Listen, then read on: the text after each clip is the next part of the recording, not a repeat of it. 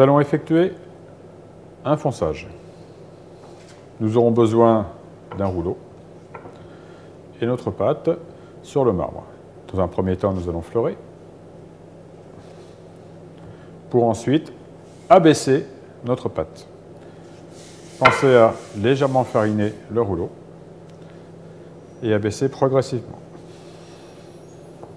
en tournant successivement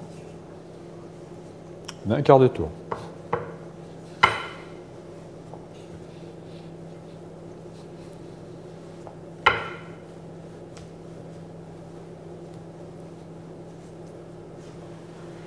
Pensez toujours à décoller votre pâte du marbre pour qu'elle puisse s'allonger sans coller au marbre. Toutes les parties qui sont peut-être un petit peu plates ou pas très arrondies, nous appuyons un peu plus ces parties-là pour les arrondir.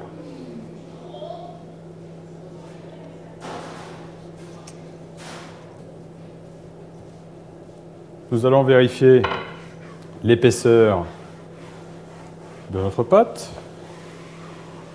Vous voyez qu'elle glisse bien sur le marbre, que les épaisseurs sont équivalentes aux différents endroits.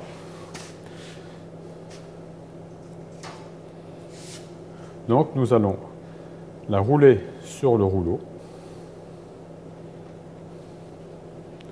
pour ensuite la disposer sur son cercle.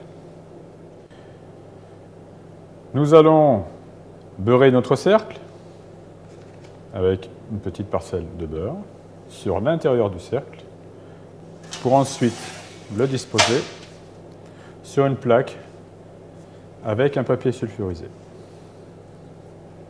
Nous allons déposer délicatement notre abaisse sur le cercle.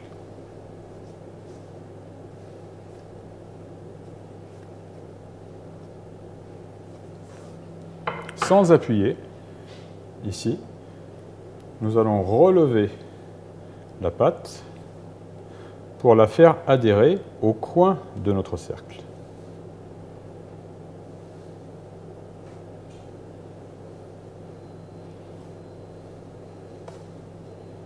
Pour cela, nous allons nous aider de notre doigt qui va être disposé sur le fond et qui peut servir à plaquer la pâte contre l'angle du cercle. Pour éviter que votre doigt colle sur la pâte, vous pouvez ajouter un petit peu de farine.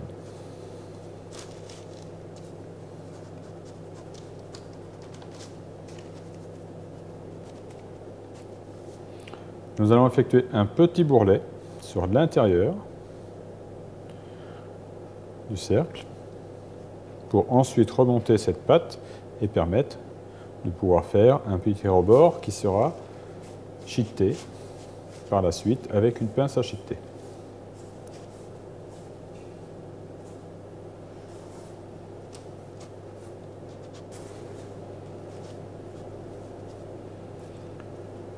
Une fois que les rebords ont été faits, nous allons découper notre pâte en appuyant simplement sur le rouleau.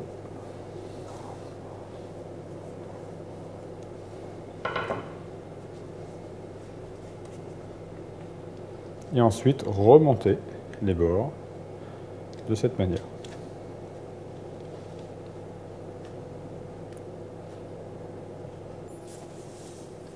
Faire attention à avoir un bord qui soit régulier et qui ne déborde pas du bord du cercle.